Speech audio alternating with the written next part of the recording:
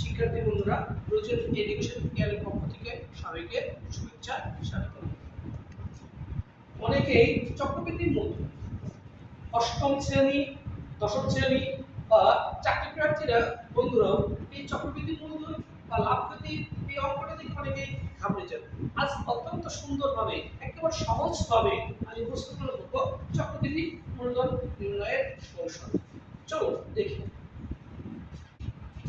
এই যে আমরা এখানে লিখলাম 10% হলো কয় 8 বছর 8000 টাকা 3 বছরের চক্রবৃদ্ধি মূলধন কত। এখন এই যে আমরা সহজ একটা সূত্র সেজে যাবতীয় চক্রবৃদ্ধি মূলধনের সূত্র একেবারে সহজভাবে আমরা করতে পারবো। দেখি সে যে পরীক্ষা চাকরি পরীক্ষায় হোক বা অষ্টম শ্রেণী সপ্তম শ্রেণী যে শ্রেণী কক্ষের বা শ্রেণীর যে প্রশ্নে হোক না কেন, আসল ইনটু 1 যোগ হার বাই হচ্ছে 100 অনেক সময়। তাহলে আমাদের এখানে আসল হচ্ছে কত 8000 1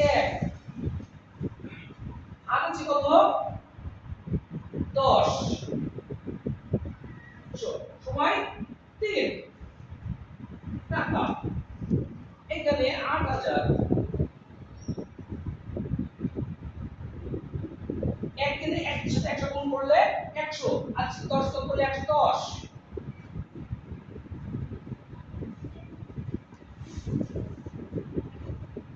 তো 10 দিয়ে 110 যদি ভাগ করি, এই 100 দিয়ে একের পর শূন্য থাকে ভাগ করা সহজ নিয়ম হচ্ছে একের পর যে কয়টা শূন্য আছে সেই কয়টা দাম দিকে তার থেকে সেই কয়টার আগে একটা দশমিক বসে দিলে হয়ে যাবে। তাহলে 1 ওটা শূন্য আছে দুটোর আগে দশমিক এই।